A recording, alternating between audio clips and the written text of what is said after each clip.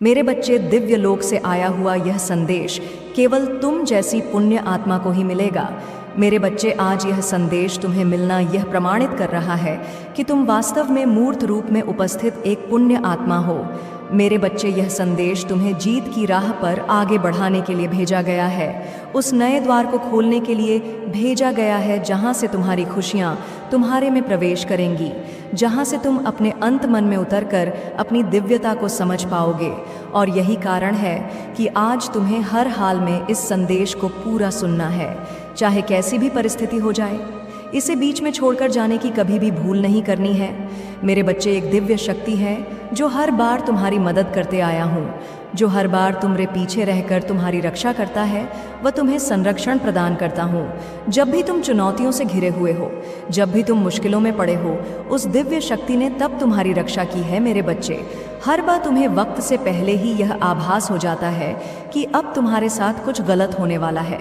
तुम्हें अपने आसपास के लोगों के बारे में भी आभास होता है कि उनके जीवन में सब कुछ ठीक है या नहीं। तुम्हारे साथी के जीवन में भी यदि कोई परेशानी आती है तो उसका आभास तुम्हें होने लगता है, लेकिन मेरे बच्चे, तुम उस पर अमल नहीं कर पाते, तुम उसके प्रति कोई क्रिया नहीं कर पाते, क्योंकि तुम अभी यह नहीं समझ पाए हो कि वह दिव्य शक्ति तुम्हारे जीवन में कैसे कार्य कर रहे हो। मेरे बच्चे, तुम्हारा स्वभाव ऐसा है कि तुम किसी के भी दुख को देख नहीं पाते हो। कोई भी तुम्हारे पास यदि अपना दुख लेकर आएगा तो तुम चाहो या ना चाहो, तुम सदैव उसकी सहायता करोगे। यह सहायता का भाव उस दिव्य शक्ति का ही कमाल है कि तुम लोगों के प्रति इतने विनम्र हो, करुणा से भरे हुए हो, दयालुता तुम्हारे लहू में भी बह रहा है। मेरे बच्चे, वह दिव्य शक्ति तुम्हें निरंतर संकेत भेजती रहता है, कभी तितलियों के माध्यम से, कभी अन्य जीव के माध्यम से, तो कभी वृक्षों के माध्यम से, कभी संख्याओं के माध्यम से, तो कभी वाणी के माध्यम से। लेकिन तुम अपनी आंखों पर एक ऐसी पट्टी बांधकर बैठे हो जिससे तुम उसे देख नहीं पा रहे हो। तुम अपने विचारों को इतना संकुचित कर चुके हो कि तुम उसके पार देख नहीं पा रहे हो। तुम निरंतर उन संकेतों को अनदेखा कर देते हो। मेरे बच्चे, वह दिव्य शक्ति तुम्हें उन संकेतों के माध्यम से कुछ बताना चाहती, वह तुमसे कुछ कहना चाहती है। वह अपने संकेतों के जरिए तुम्हें मार्ग दिखाना चाहती है। वह तुम्हें यह बताना चाहती है कि भविष्य में तुम्हारे साथ कुछ बहुत ज़्यादा अद्भुत घटना घटवाली है, कोई ऐसी घटना जिसे जानकर तुम पूरी तरह से हैरान हो जाओगे। इसलिए मेरे बच्चे, तुम्हें उन संकेतों को समझना होगा, तुम्हें विचार करना होगा और उसके उपरांत ही कोई कार्य करना होगा। आज जब तुम इस संदेश को सुन रहे हो तो यह तुम्हारे जीवन में सौभाग्य लेकर आ रहा है। यह वही क्षण है, यह वही समय है जब भाग्य तुम्हारे पक्ष में कार्य करेगा, जब सौभाग्य की किरणें तुम्हारे रोम रोम से होकर बह रही हैं। अब यह तुम्हारे घर में प्रवेश करेगा और इसके प्रवेश करते ही तुम्हारी प्रगति होनी शुरू हो जाएगी। मेरे बच्चे, तुम अपनी इच्छा शक्ति से, अपने संकल्प से अपने रोगों को ठीक कर लो। अपनी इच्छा शक्ति से उस कार्य को भी संभव बना लोगे जो कार्य अभी तुम्हें असंभव सा प्रतीत हो रहा है। मेरे बच्चे, ऐसा कोई भी व्यक्ति जो कोई नकारात्मक या बुरी मंशा लेकर तुम्हारे पास आ रहा है, तुम्हें उसका आभास पहले ही हो जाएगा।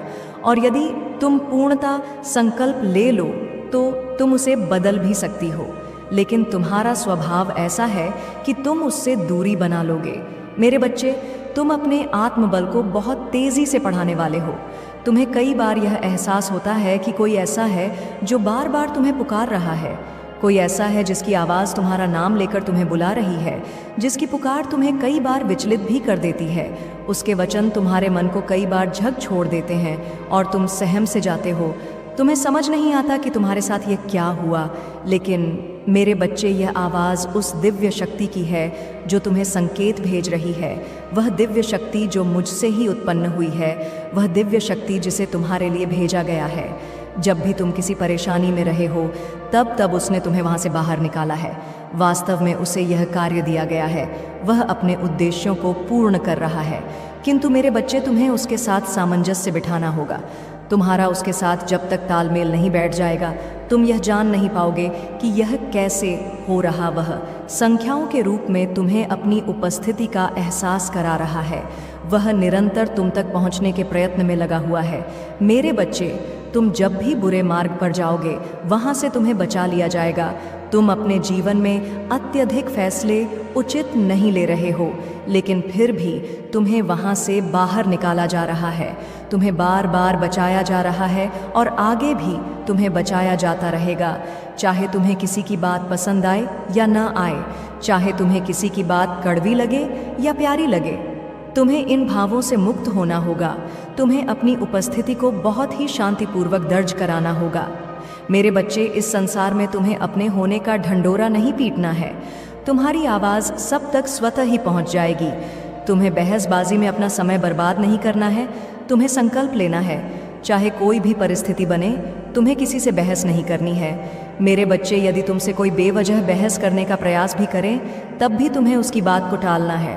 तुम्हें उससे किसी भी तरह के वार्तालाप से बचना होगा। इस समय तुम्हारा पूरा ध्यान केवल तुम्हारे जीवन पर होना चाहिए। इस समय मेरे बच्चे, उचित समय है जब तुम उस दिव्य शक्ति की ऊर्जा को अपने भीतर धारण कर लो। वास्तव में यह वही समय है जहाँ से तुम्हारे पूरे जीवन की काया पलट होने वाली है। यह वही समय है जहाँ से कायनात पूरी तरह से तुम्हारा पक्ष में कार्य करने वाला है। मेरे बच्चे, तुम जिस प्रेम की तलाश में रहे हो, मैं जानता हूँ कि तुम्हें वह प्रेम कभी प्राप्त ना हो सका है। और हर बार जब तुम किसी से बेनत प्रेम करना चाहे, तो बदले में तुम्हें वह प्रेम व सम्मान मिला ही नहीं जिससे तुम अपने आप को सौभाग्यशाली समझ सको। तुम्हें लगता है कि तुम्हारी बाधा कभी समाप्त नहीं होगी। तुम्हें लगता है कि तुम इस तरह से कभी जीत नहीं सकोगे, लेकिन यह वह आवरण है, वह मान्यता है जो तुम्हारे मन मस्तिष्क पर छाई हुई है। मेरे बच्चे, यह वही समय है जब तुम्हारी हर कामना, हर इच्छा पूर्ण होगी। बस तुम्हें सही इच्छा करनी है। तुम्हें उस माया जाल से बाहर उठकर देखना है जो माया जाल अपनों ने तुम्हारे जीवन के ऊपर बांध दिया है। यह वही आवरण है जो तुम्हें रोक रहा है। तुम्हें इस आवरण के दायरे से ऊपर उठकर देखना है। मेरे बच्चे, तुम्हारी पुकार सुना जा रहा है। तुम्हारा आवाज़ मुझ तक पहुंच रहा है। तुम मेरी दिव्य ऊर्जा शक्ति से जोड़ चुके हो। अब यह दिव्य ऊर्जा शक्ति तुम्हें प्रगति दिलाएगा कि तुम यह कल्पना भी नहीं कर सकोगे कि तुम कहाँ पहुँच रहे हो। तरक्की तुम्हारी वास्तविकता है और वास्तविकता से कोई तुम्हें वंचित नहीं कर सकता। यह सुनहरा वक्त है, यह तुम्हारी प्रगति का वक्त है, यह तुम्हारे महादेव में समा जाने का अवसर है। इस अवसर को किसी भी परिस्थिति में जाने न दो, इससे न चूकना। इन पूरी बातों को अपने जीवन में सही उतार लेना। मेरे बच्चे, तुम्हारी तपस्या रंग ला रहा है, तुम्हारा भोलापन रंग ला रहा है, तुम्हारा सादा पन्ना रंग ला रहा है। लेकिन मेरे बच्चे, एक बात याद रखो, भयभीत मनुष्य का चेहरा कभी प्यारा नहीं हो सकता। जिस मनुष्य के जीवन में भय वास करता है, वहाँ तुम्हारे महादेव का पहुँच ही नहीं सकते, क्योंकि भय यह दर्शाता है कि मनुष्य का परमात्मा में पूर्ण आस्था नहीं है। अन्यथा जिस मनुष्य का परमात्मा में पूर्ण आस्था होगा, वह मनुष्य भयभीत कैसे हो सकता है? क्योंकि मेरे बच्चे, उसे सदा यह विश्वास होगा कि ईश्वर हर हाल में उसे हारने नहीं देंगे, ईश्वर हर हाल में उसे झुकने नहीं देंगे। लेकिन जब तुम भयभीत होते हो, तो तुम दूसरे मनुष्य जिनसे तुम डर रहे होते हो, उन्हें ईश्वर से ऊपर स्थान दे रहे होते हो, उन्हें तुम ईश्वर से बढ़कर मान रहे होते हो। इसलिए मेरे बच्चे, अपने मन से भय का त्याग कर दो। चाहे परिस्थिति तुम्हारे पक्ष में बिल्कुल ही ना दिख रही हो, फिर भी पूर्ण आस्था प्रदर्शित करो। जब मैं कहता हूँ कि तुम समर्पित हो जाओ, तो इसका सबसे पहला अर्थ यह है कि अपने मन से भय को त्याग दो, क्योंकि तभी तुम समर्पण दिखा पाओगे। मेरे बच्चे, जब तक तुम्हारे मन में भय होगा, तुम अपने महादेव के अस्तित्व को स्वीकार ही नहीं कर रहे हो। वास्तव में उन क्षणों में तुम नास्तिक हो। वास्तविक रूप से आस्तिक मनुष्य वह होता है जो पूर्णतः ईश्वर पर यकीन करे। और अब जबक मैं तुमसे कर रहा हूँ कि तुम्हारी जीत को तुमसे छीना नहीं जा सकता, तो तुम क्यों डर रहे हो? मेरे बच्चे, मैं सदैव तुम्हारे साथ हूँ, मेरी शक्तियाँ तुम्हारे साथ हैं। तुम जीतने वाले हो, तुम्हें जीतने से कोई रोक नहीं सकता है। इस जीत को अपने जीवन में उतर जाने दो, ठहर जा दो। इस जीत को अपने जीवन में और त्याग दो। उन सभी समस्याओं को, उन सभी परेशानियों को जो तुम्हें हराने का प्रयत्न करा रहा है, उनको त्याग दो। उन सभी मनुष्यों को जो तुम्हारे खिलाफ षड्यंत्र रच रहे हैं, मेरे बच्चे, मैं उन्हें जीतने नहीं दूंगा, बल्कि तुम्हारी ऐसी जीत कराऊंगा। इतनी तीव्र हो जाओगे कि वह और भी ज्यादा षड्यंत्र रचे, लेकिन तब भी तुम्हारा कोई नुकसान नहीं होगा। तब भी तुम्हें को निरंतर तुम्हारे साथ हूँ। मेरी ऊर्जा सदैव अब तुम्हारे साथ है।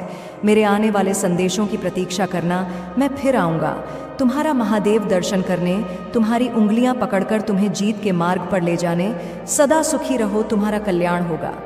जय हो महादेव। हर महादेव। मेरे बच्चे, मैं तुम्हारी महादेव और हम दोनों ही तुम्हारे बारे में कुछ ऐसी बातें कर रहे हैं जिनको आज से पहले ना तो हमने कभी किया था और ना ही तुम्हारे बारे में ऐसी कोई चर्चा कभी हुआ था। निश्चित ही तुम जानोगे तो प्रसन्न हो जाओगे और तुम्हें जानने का पूरा अधिकार है। इसलिए मेरे बच्चे, आज हम स्वयं तुम्हें बताने आया हूँ कि हम दोनों ही तुम्हारे बारे में क्या बातें कर रहे थे और हमने तुम्हारे लिए अंत में क्या फैसला लिया है। इसलिए मेरे बच्चे, मैं तुम्हें बताऊंगा कि हम तुम्हारे बारे में क्या बातें कर रहे थे और तुम हमारे फैसले को सुनकर निश्चित ही प्रसन्न हो जाओगे। हम तुम्हें अपने इस संदेश के आखिरी में फैसला भी सुनाएंगे और कुछ खास बातें हैं जो तुम्हें पूर्ण रूप से बताएंगे। इसीलिए मेरे बच्चे, उससे पहले केवल एक बार हमारी प्रसन्नता के लिए जय हो महादेव जी ज़रूर लिखना। सबसे पहले मैं बताऊंगा कि मैं वह क्या कह रहे थे और मैंने क्या फैसला लिया है।